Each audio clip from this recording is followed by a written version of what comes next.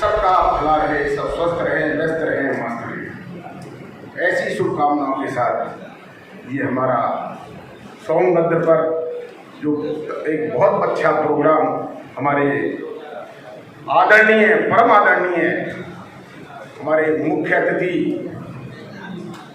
हमारी न्याय की प्रणाली के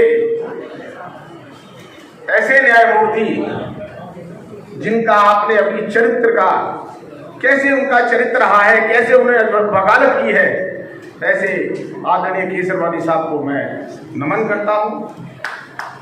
हमारे बीच में न्याय प्रणाली को, जिले की न्याय प्रणाली के जिलाध्यक्ष, जिला जज महोदय, उनको मैं सब प्रणाम करता हूँ।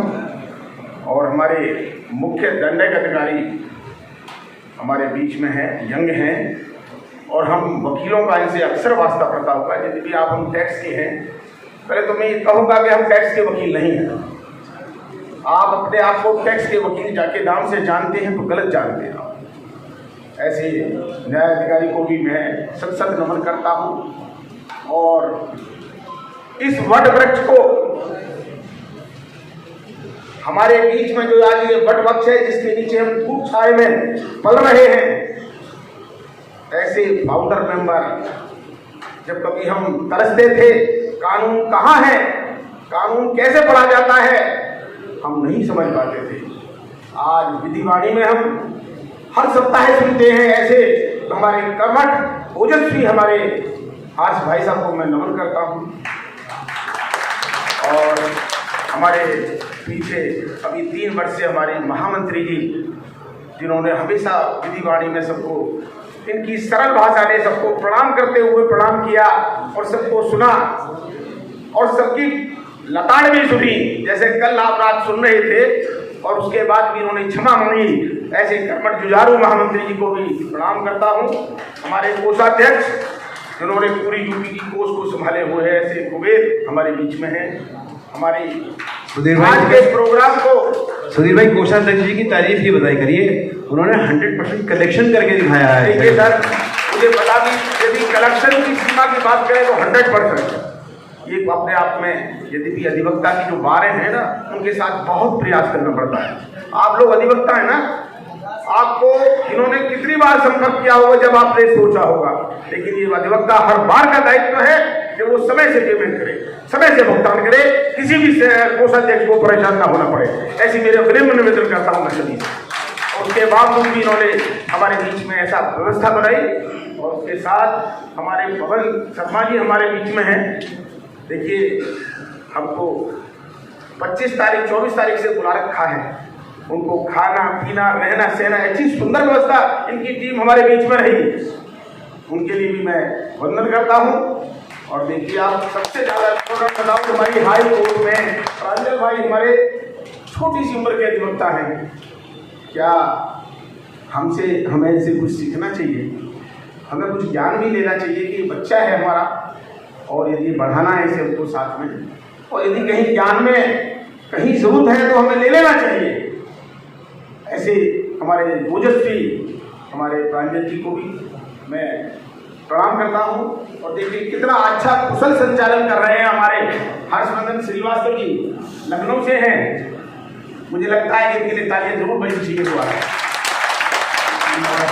ऐसी जी को मैं सबको नमन करता हूँ। और मेरे अपने सभी अधिवक्ता बुजुर्ग भाई, यंगर भाई, यदि व्यापार से भी कोई संपर्क में है या मीडिया से भी है, मैं उनको सबको नमन करता हूँ, वंदन करता हूँ। और मैं ये कहूँगा कि मुझे आज अवकाश का चुनाव समिति में हमारे आदरणीय हर्ष शर्मा जी की समिति, चेयरमैन समिति ने मुझे चुनाव अधिकारी ये नियुक्त कर रखा है टीम के साथ। तो मैं सबसे ये कहूँगा कि जिनको मैंने एक नोट डाला है, एक सिस्टम से डाला है, एक शिष्टाचार से जो नोट डाला है, एक जो डॉक्यूमेंट्स मैंने मांगे हैं उनको विधिक प्रक्रिया के तहत बिना कुछ हल्ला मचाए समझे, क्योंकि वकील की लॉ भी बड़ी खतरनाक भी है और अच्छी भी है, दोनों ही तरीके की है। मैं विधि पूर्वक इस सम्मान कराना चाहता हूँ। सब लोग सहसम्मान यहाँ से पूरी कार्यकारिणी बना करके कंप्लीट जाएंगे, ऐसा सभी से भी मैं आशा करना चाहता हूँ और आशा करता हूँ कि ये सब लोग मुझे हमारी समिति को सहयोग देने में मदद करेंगे। और मैं अध्यक्ष जी हमारे उपाध्याय जी भी हैं, जिन्होंने भी बड़ा कार्यवाहक होते हुए भी अपनी जिम्मेदारी हमारे बीच में रखी है। ऐसे उपाध्याय जी को भी मैं भूल गया था बीच में, नमन करता हूँ। अब दो शब्द जरूर कहूँगा मैं। हमारे बीच में हमारे साथ हमारे शैलेंद्र जौहरी एडवोकेट जो बुलान से डिस्ट्रिक्ट बार से हैं, डायरेक्ट टैक्स बार के सेक्रेटरी हैं, एक कर्मठ व्यक्ति हैं, हमारे साथ आए हैं। हमारे कुलदीप जी भी आए हुए हैं, वो भी बड़े ही कर्मठ हैं। अब हमको ये समझना है कि ये बार खाली टैक्स की बार नहीं है। मैं सभी से निवेदन करूंगा, क्योंकि टैक्स बार के वकीलों का भविष्य आपने सुना होगा, समझा होगा, देख रहे होंगे 2017 से हम कहां आ गए हैं। जब से जीएसटी लगा है तब से हम कहां जा रहे हैं। सीओपी की भी हमें ढूंढने की लालसा हो जाएगी आने वाले समय। यद्यपि आदरणीय न्यायमूर्ति जैसे हमारे यहाँ रहे और हमारे साथ दिया, हमारे साथ तो हमें हमारे काउंसिल जैसे लोग रहे तो हम पीछे नहीं रह पाएंगे, यदि भी अपनी बात कह पाएंगे।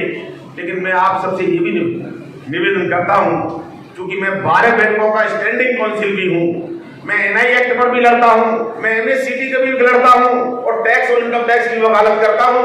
लेकिन मैं आपसे भी यही कहूँगा कि आप थोड़ा सा के इस न्यायिक प्रणाली में भी जाइए। ये कोई न्यायिक प्रणाली कठिन नहीं है वकील के लिए। मैं आपको सच बताता हूँ कि आप उठा करके देखिए, आप पढ़िए तो सही भूजागल संहिता, आप आईपीसी पढ़ के तो देखिए, आप एविडेंस के लिए कुछ पढ़िए तो सही, आप सीपीसी पढ़ के तो देखिए, क्या नहीं है, क्या नहीं कर सकते हैं आप छोटे लेवल से जरूर पढ़िए, समझिए। हम थाने में जाते हैं, हमको लोग पहचानते नहीं है। सबसे बड़ी बात यह है कि हम अपने ड्रेस कोड में नहीं होते। मैं इसके लिए भी बहुत परेशान रहता हूँ। मेरी बात में बुलंदशहर में मैं सबसे निवेदन करता हूँ, कोई भी अधिवक्ता मेरा बिना ड्रेस कोड के नहीं रहता, और 99% अधिवक्ता ड्रेस कोड में रहता है। और मैं आपसे भी ये कहूँगा, मैं आज ये सोच के आया था कि मुझे लगेगा कि अपनी बार भी जब न्यायमूर्ति जहाँ होंगे तो हम ड्रेस कोड में होंगे, लेकिन उसका जो मैं देख रहा हूँ जैसा भी है, मैं सभी से निवेदन करूंगा कि ड्रेस कोड में रहें। शाम को यदि सभी के पास है तो वोट डालने के लिए भी ड्रेस कोड में आए, तो लगेगा अधिवक्ता अधिवक्ता है। और अपने आप को पहचानने का प्रयास करें, अपने आप को समझें। यदि कोई बुजुर्ग अधिवक्ता है उसका सम्मान करना भी सीखें। कोई भी बात है किसी स्तर की तो अपने आप को जागृति लाएं, और ऐसी जागृति न्यायिक प्रणाली के साथ कोई भी जज हमारा, चाहे एडीजी हो, चाहे न्यायिक ट्रिब्यूनल हो, चाहे कोई भी बेंच हो, कभी भी हमको अस्वीकार नहीं करती, सबको स्वीकार करती है, सुनती है, समझती है। लेकिन हमारी कुछ अपनी सोच है कि हम उस कानून को पढ़ना नहीं चाहते।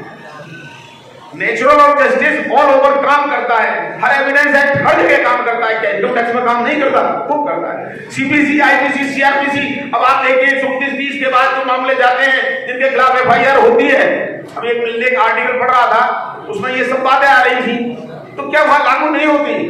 कहाँ हमको चैलेंज करना है, कहाँ हमें बचाना है, कौन सी चीज को देखना है, ये सब हमको देखना चाहिए, समझना चाहिए। और नहीं समझेंगे तो हम फेल हो जाएंगे।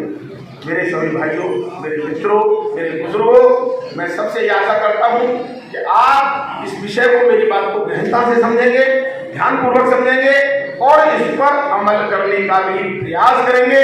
बेसिक चीज जरूर समझेंगे, क्योंकि अब हम सीपीसी, सीआरपीसी, आईपीसी के साथ जुड़ते चले जा रहे हैं, दंडात्मक प्रक्रिया में चलते चले जा रहे हैं। और नहीं समझेंगे तो फिर कभी नहीं समझेंगे और हमारा भविष्य धीरे धीरे बेकार होता चला जाएगा। हम अपने बच्चों को लाइन नहीं दे पाएंगे, हम अपने न्यायमूर्तियों से विरत होते चले जाएंगे। ऐसा हमारे बीच में, हम देखिए हमारे न्यायमूर्ति जो टैक्स के न्यायमूर्ति हमारे बीच में बैठे हुए, आपने देखा कितने सारे काउंसिल हैं। मैं भारतीय किसान कानून का राज्य प्रवक्ता हूँ, विधि प्रकोष्ठ का। लीगल मैटर यदि कहीं जिले में होता है या मेरे डिस्ट्रिक्ट के अलावा कहीं होता है तो मैं एसएसपी साहब के पास जाता हूँ, जज साहब के पास भी जाता हूँ। ऐसा नहीं है, अपना वकालतनामा पेश करता हूँ। ऐसा नहीं है कि हम नहीं जा सकते। मैं कहूँगा आपसे किसी भी अच्छी संस्था को भी पकड़ें, किसी भी संस्था के साथ अपना एक अच्छा लाइटनिंग करें और उसकी कोर्ट प्रक्रिया को समझाने और समझने का प्रयास करें। मुझे यदि मेरी वाणी से किसी को कोई क्षति हो उसके लिए क्षमा प्रार्थी हूँ और इसी बात को कहते हुए मैं अपनी वाणी को प्रणाम देता हूँ। धन्यवाद। बहुत बहुत धन्यवाद।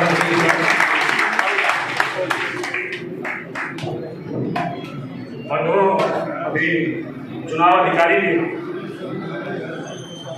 दिलीप यशवर्धन जी की बहुत तारीफ की, तो एक पुरस्कार होता है। मैं अपनी बात के अध्यक्ष बहुत समय से अनुरोध करूँगा कि इंटर साहब को, दिलीप श्रीवास्तव जी को पुरस्कृत कर उनका सम्मान कराएं। आदरणीय कौंसल भाई।